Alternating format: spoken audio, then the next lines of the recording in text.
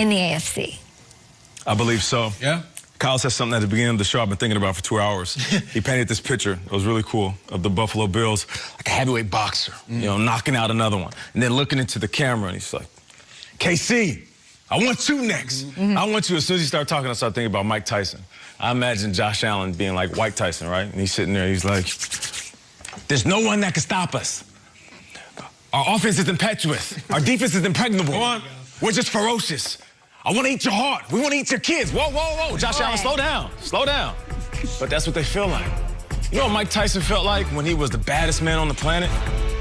Felt like nobody could beat him. And we all witnessed it and watched it and agreed with them.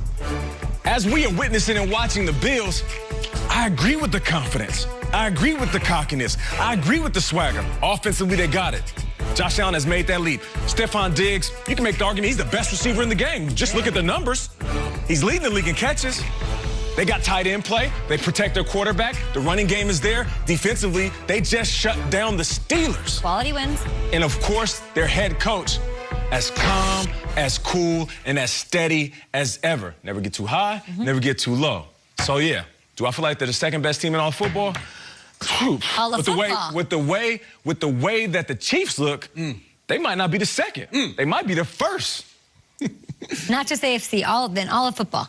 What are we saying? We feel like the Chiefs are the best team in football? Yeah. With the way the Chiefs looked yesterday, what I'm saying is the Bills might be the best team in football. Ooh, I like the wild part is that at the time, Lennox Lewis didn't even have children. So he couldn't, it made no sense on another level. He couldn't have eaten. Welcome to Bolivian. Yeah, but Oblivion. Praise be to Allah. The crazy thing to say about Buffalo this morning isn't just that they're good or that they're great. It's I trust them. And you don't trust the Bills. That always make you look bad. This is 25 years of this, but it just feels like a friend who's like gotten their life together. Like you've known this guy for years. He's always losing his job. Or let's say his name is Bill, and he shows up at the holidays. And, I'm out of work again, or I've put on a bunch of weight. Come on, Bill. Bill, come on. You hope for him. You like him. Good person. Can't get it together. So when he shows up at Thanksgiving, he's like, wow, Bill, you look great. You got a job. You're in a relationship now. You got a new haircut. Like, you're worried that, like, he's going to blow it. Because Bill always blows. Has for 25 years. You're talking to your family like, Bill's looks great, but I feel like he's going to get fired. He's not getting fired. He's getting promoted. He's going to put a ring on it. He's got his life together after 25 years of making us look stupid for trusting him. Maybe he will again.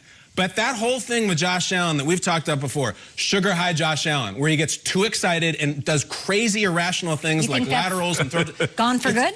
So true. Gone. I really do. It's like he went vegan. Like he's calm now. There's no fun dip, sour patch. It's just zzz, and it's like he played against Roethlisberger and was a much more composed, much more talented quarterback on the field.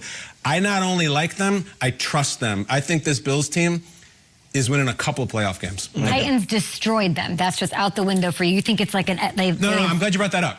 Because they had a really rough patch like a month ago. Chiefs and Titans. Terrible. And they lost a couple in a row, and it was like, oh, the Bills are out. I feel like they threw up on the side of the road. They got it out, and since then, they've looked unbeatable. It's like they hit their low, just like the Chiefs did, losing to the Raiders. They got back stronger, and I have not recognized that team since, in weeks. I think they're great. So a puke and rally their wagons? Is that what I think that's what it is. Nobody pukes and rallies like the Buffalo Bills. Coming off Boomer. They did. Josh Allen threw a bad pick last night. Okay. He didn't play a perfect game. No, listen, but that's the point. Yeah. He threw a bad pick, and it didn't all just melt away and get nervous and start freaking out. No, he's like, let's go to halftime, and let's light it up. That third quarter was amazing. And he was 11 for 11 at one point in the third quarter, just dialing it up from Gabriel Davis to Beasley and then Diggs. And I think the deal with the Bills fans are like, nobody believes in us. And, like, this has got to be uncomfortable for Bills fans because I think at the table right now, everyone believes in you. And I believe in them. And, earlier in the season, I'd be like, yeah, but Josh Allen. It's okay to prove us wrong. And in this case, Josh Allen has proved not only me wrong, but I think a lot of people wrong. This guy was not only the better quarterback than Roethlisberger. I don't know if there was a better quarterback in football yesterday than Josh Allen. So locked in, so dialed in. And I don't think the Chiefs match up well against the Bills. I know they beat them in the rain up in Buffalo earlier this season. I just think that the Bills are this tough, gritty, like in the trenches type team that can also have the quarterback that can go throw for throw with you. I don't think the Chiefs want to see him. Steelers, Chiefs are like, yeah, let's go. And Bills, I think, are Steelers, let's go. Interesting. Bills are scary, and that's the first time I've said that since we've had a show. I mean, I'm talking 5 years. Bills are scary. I'm talking Super Bowl scary. Quality wins. Steelers, of course. The Seahawks, the Rams. They've had. We have to talk about their schedule. Their schedule has been absolutely brutal. And if you think about it, they're what, one Hail Murray away from being the 2 seed. It was that one play that could have been sitting there in the 2 seed. So are they elite in the AFC? Yes. Quick shout out to Gabriel Davis. We give Stephon Diggs a lot of love. Cole Beasley doing his thing without John Brown. I talked about him a couple of months ago. Like, how is he even getting snaps when there's all these wide receivers making play after play? Josh Allen was talking about how he just gets in the paint. He just scores touchdowns.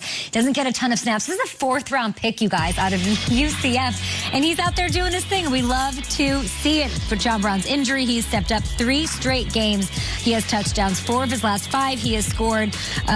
He's really having a great impact. I just want to give him a little shout out. I know he's a fan of the show.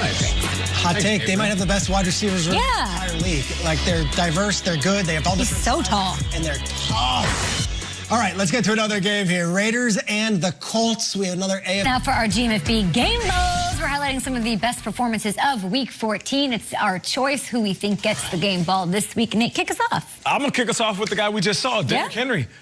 What can we say about Derrick Henry that hasn't been said? Another 200-yard game. All right, let's just put it like this. Since 2018, Derrick Henry has 4 200-yard games. Okay, video game numbers. How much has the league had, the entire league had, over that time span? 4 total. So Derrick Henry, just a one-man wrecking crew. And Kyle said it early in the show during the commercial break, it was the quietest 200-yard game. And when he does it, we're not making a big deal out of this. Kyle, you being a running back. Yes, go on. How crazy is it to put up 200 yards in a game? It's crazy to put up 100 yards in a game. Thank you. Damn length of the football field. That's a long way. And he did it twice. You run down, you touch the line, and you run all the way back, and we're burying it here in the 12D segment or whatever the hell it is. That's when Patrick Mahomes makes a great pass, we're like, oh, he's supposed to do that. Steph Curry hits a 3 or LeBron dunks on it. We expect it. But even though we expect it, doesn't mean it's great. I'll leave you with this quote. And this applies to Derrick Henry and a lot of the greats we watch. Just because someone makes it look easy doesn't mean it isn't heavy, okay? You know how hard it is to go into every game and teams know, we got to stop this dude. And then I go up and put up 200 yards. And the reason I know about that is because Calvin Johnson used to do that. Randy Moss used to do that. Our coach said to him one day, you need to put up 300 yards. I'm like, damn, really? Calvin walked on the field and put up 300 yards. So Derrick Henry, a beast amongst beasts. I'm going to go with a total different storyline. Like, Derrick Henry has been an MVP candidate. I'm going to go with a guy who has just been dragged and beaten up by the media for the last 3 years. And Mitch Trubisky goes into yesterday's game going up against Deshaun Watson. Show him some love. And if you hear about Deshaun Watson and Patrick Mahomes, there's always a third piece to that. And they drafted Mitch Trubisky before them both. How about Mitch Trubisky outplayed Deshaun? Red-headed step quarterback? Yeah, exactly. And I don't know if Trubisky's the long-term answer in Chicago. I don't know if he's there next year. But for one day, he sure looked better than Mahomes and Watson. This guy was awesome yesterday. And Trubisky, in front of Watson, in front of the Houston teams, in front of the Chicago front office, who took him and has everyone saying, why would you take Mitchell Trubisky? What'd you see? You saw this. Trubisky was great. Hey, Peter, Trubisky didn't draft himself. Exactly. He didn't make the choice. And how many times did they show that graphic during the game? Every of those 3 quarterbacks. Every time. He's never said one word to lash out and snap back. He's never said it in 3 years. It's been awesome. And he got benched after starting the season 3-0. They put him back in. Now he's back. They're still alive in the playoffs. They lost 6 straight games. Mitchell Trubisky, I know we don't give you much praise on this show, and I know you don't get a lot of game balls. Out of the entire NFL, 32 teams, thousands of players, Mitchell Trubisky, I was most impressed with you yesterday. Yeah, I think it was a bad decision to bench him. I wish they hadn't benched him in Chicago. Okay, I want to talk about Chase Young. He's getting my game ball. He just wrecked a game. I love when, like, high draft picks that we have to learn about and watch highlights of it, read all of their scouting reports, really just are exactly as advertised and what they are. And that's him. It wasn't even just the fumble return touchdown, which was absolutely absurd. But in addition to that, 6 tackles, a sack, a forced fumble that Washington recovered, 2 tackles for loss. Let me take a breath here, and batted down 2 passes as well. He was inescapable in this one, and I think he's the reason that we're sitting here talking about Washington being atop the NFC East today. So Chase Young, you're awesome. The post-game press conference with your mom was awesome. And I just can't wait to see what he does down the stretch. It's so fun to watch. Yeah. It's just fun to watch. DB had to leave his feet to give him a helmet headbutt. You got to jump to give him the headbutt because it's that big? Wow. It looks like young